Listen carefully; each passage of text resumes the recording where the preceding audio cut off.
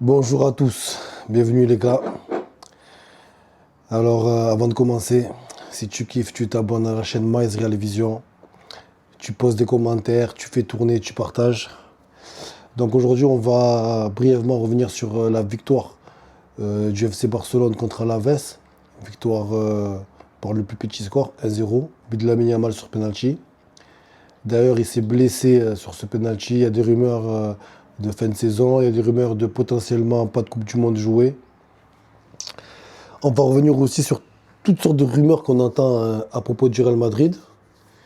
Donc le Barça, ils mènent leur petit bout de chemin, hein.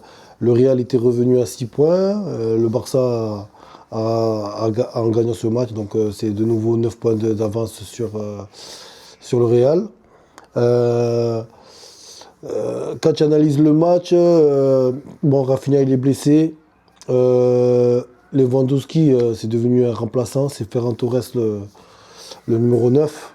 D'ailleurs, il a marqué un but somptueux. Franchement, je pense pas qu'il y a hors-jeu, moi. Un but somptueux de numéro 9 sur une ouverture de Pedri, magnifique. J'ai regardé un peu le match. Au niveau des critiques, j'estime que Koundé, je vais commencer par Koundé, désolé. J'estime que pour un latéral droit, c'est vraiment light. Il- que Achraf Hakimi, il incarne le meilleur latéral droit du monde, ok. Je demande pas à tous les latérales droits d'être le meilleur du monde, mais c'est light. Mauvais choix de passe, c'est pas assez rapide pour un latéral droit, je sais pas. Quand tu vois, je sais pas, l'année dernière ou il y a 2 ans, ouais, l'année dernière, il était en bombe et je le trouve un peu éteint. Sinon, au niveau du jeu du Barça, la différence entre le Barça et le Real, elle est frappante, hein. Il y a des certitudes dans le jeu.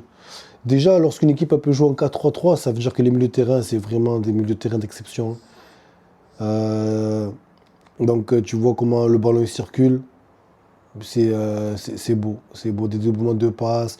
Quand tu peux pas passer, le fait de faire des techniques, de contrôler le ballon. C'est ce qui manque au Real. Le Real a trouvé un bon compromis avec le 4-4-2.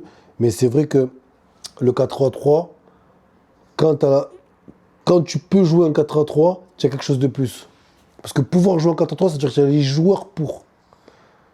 Et le Real n'avait pas les joueurs pour. Ils essayaient de jouer, ils n'avaient pas les joueurs pour. Il te faut un gros milieu de terrain pour pouvoir jouer seulement à 3 milieux. Sinon, tu es obligé de jouer à 4 milieux. Pour couvrir tout l'espace avec, sans ballon, euh, défendre ta défense, protéger ta défense, alimenter tes attaquants, apporter le surnombre au bon moment. Tout ça, c'est pas donné. Et donc, on en vient à Lamine Yamal. Donc, il marque un penalty. Et il y a eu un fait de jeu aussi en fin de première mi-temps. Il y a un supporter qui a reçu des soins, ce qui a engendré 10-15 minutes où il n'y a pas eu de match, pour du match à la fin de la première mi-temps.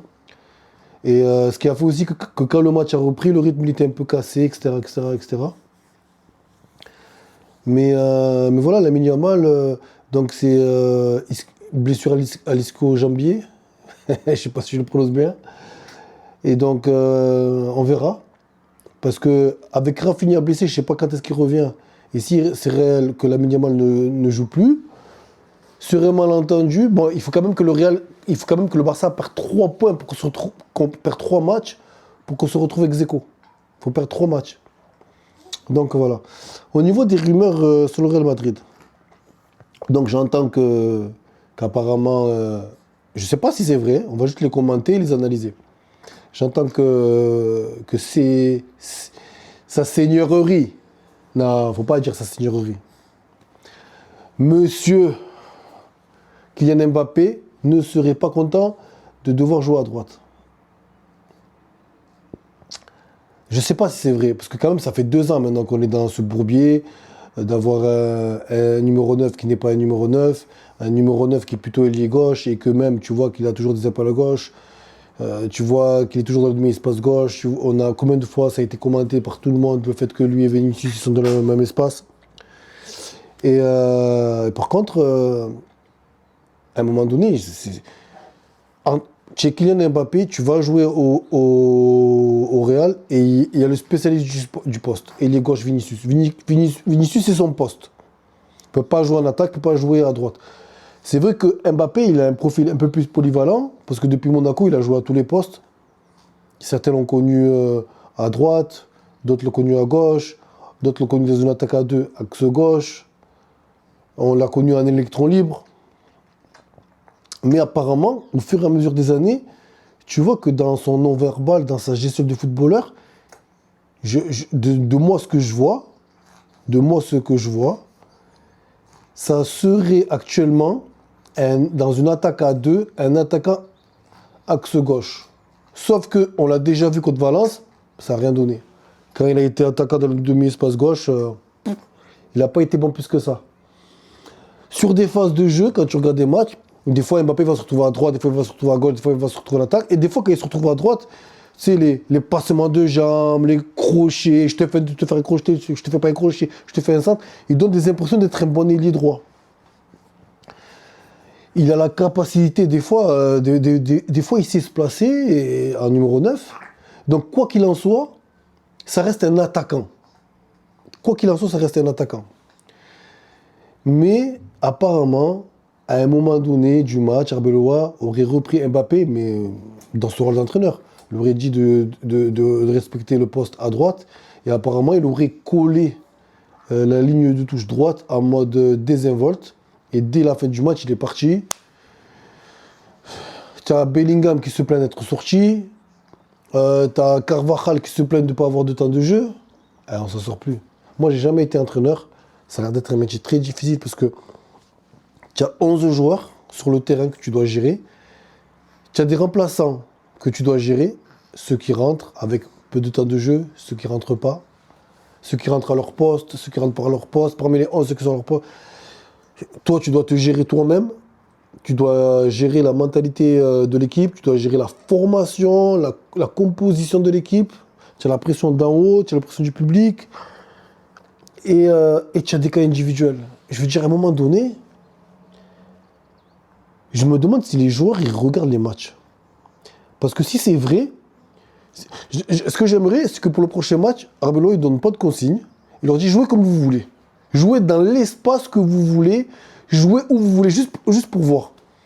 Parce qu'on va jouer avec deux ailiers gauche. On va jouer avec deux ailiers gauche et que de temps en temps, un des deux va essayer d'aller dans l'axe. On va voir un côté droit vide. On n'a pas les qualités de jouer en 4-3. Parce que si tu pouvais jouer en 4-3, si tu avais un vrai numéro 9, tu vois. Et malheureusement, on est dans un échec industriel. Malgré les 40, plus de 40 buts d'Mbappé. En fait, c'est soit tu achètes Mbappé, tu fais partir Vinicius, soit tu gardes Vinicius, tu ne fais pas venir Mbappé. Les deux, c'est pas possible. Surtout que, comme les deux maintenant qui sont là, ils sortent pas. Bellingham qui revient de blessure et que maintenant il commence à se sentir en forme, il ne comprend pas qu'il sort lui aussi. Parce que lui, il se sent dans la même classe que les Vini et Mbappé. Il ne comprend pas qu'il sort. Lui, il aimerait jouer toutes les minutes. Donc, ça aussi, c'est pas normal que Vinicius et Mbappé jouent 90 minutes absolues. Ça, c'est pas normal. Et du coup, c'est normal que Bellingham, il est étonné. Carvajal, qui a 34 ans, c'est pas si vieux que ça, qui comprend pas, qui joue pas, c'est pas facile d'être entraîneur. Donc apparemment demain, il y a déjà un autre match, donc on fera une prévia ou ce soir ou demain dans la journée, je vais voir à quel moment je vais le faire. Donc voilà, la date de la Coupe du Monde c'est le 11 juin. Donc on finit la saison avec le Real et on bifurque sur la Coupe du Monde. Donc moi, comme vous le savez, je vais suivre l'équipe de France. Je vais peut-être suivre aussi le Cap-Vert. On va suivre le Cap-Vert. Si vous, en commentaire, il y a une équipe... Je vais sûrement suivre l'Espagne aussi. D'ailleurs, le Cap-Vert est dans la Coupe de l'Espagne. S'il y a une autre équipe que vous voulez que je suive, dites-moi. Je ne pourrai pas suivre tous les matchs. Parce que ça fait beaucoup de 90 minutes à regarder. Je ne vais pas vous faire un débrief sur un résumé. Et donc voilà. Allez les gars.